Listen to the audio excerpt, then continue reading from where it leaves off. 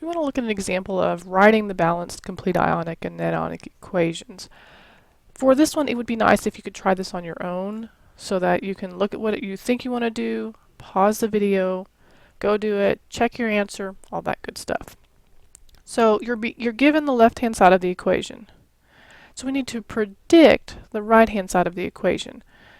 Remember, you're going to take your outsides, hook them up, and the insides, and hook them up. So that means I have a K and a CL. Now remember, you cannot take those subscripts if it is used to balance. So K is just an element and CL is just an element. So it becomes KCL. K is a positive 1, CL is a minus 1. So that's going to balance at KCL. Now I've got this Ni and this PO4. Now what do you notice about the Ni? Well, it took 2 chlorines. We know that chlorine is a minus 1. So that means that nickel has to be a plus 2. So you can lightly write up here plus 2. And then you've memorized PO4, which is a minus 3. So that means they're different and you're going to have to crisscross. So this becomes Ni3, PO4, 2. When you're finished, you need to lightly cross out those charges so that we know they're not part of the equation. So I've balanced my subscripts. Now I need to do the actual elements. Those are coefficients. So I've got 3K on the left, so I need 3 on the right. That gives me 3Cl, but over here I've got 2. Uh-oh. So now what am I going to do? Well, the least common multiple of 3 and 2 is 6. So I'm going to change this to a 6. And 2 times 3 is 6. Now I've got 3 nickels over here, and I've got 3 nickels over here.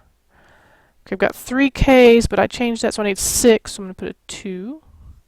And that gives me the 2 PO4s. So that's balanced the way we have it now. Now using your solubility rules, you want to go back and find out which of these are soluble and which are insoluble. Well, we know that all group 1A are soluble, so we can just right off the bat do those. So those 2 are done. Those are aqueous. Now we go back and we look and we know the CLs are all soluble except, and nickel is not an exception.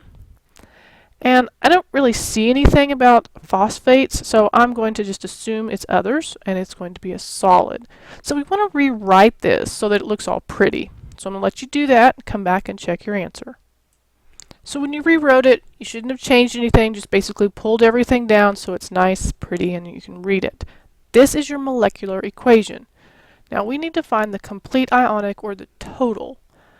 This is the one where if it's a subscript that's used for balancing, it becomes a coefficient. You have to write the charges and the states. Remember, if it is a solid, it stays together as a molecule, and if it is aqueous, it breaks into ions.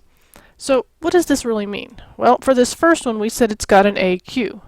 So I'm going to have 3 times 2, which is 6. This charge is a positive 1, and it gets an AQ. Now, how many PO4s do I have? Well, this 2 distributes, so I'm going to have 2 PO4 minus 3, aqueous, plus, I've got 3 nickels, and we said the charge on that was a plus 2, and chlorines I have 2 times 3, which is 6. On the right-hand side, I've got 6 Ks. And I also have 6 CLs because that 6 distributes throughout. And then this has an S behind it. So I'm just going to rewrite it. And as usual, I've run out of room.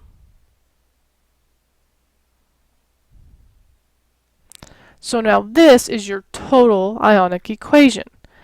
How do we get the net? Remember the net, you're going to lightly cross out the things that look identical on both sides. So there's a 6K plus on both sides, and a 6Cl minus. So for the net, you're going to rewrite everything that's left over, states, charge, the whole 9 yards.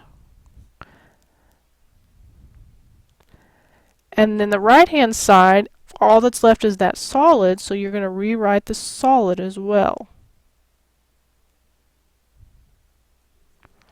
And this is your net ionic equation.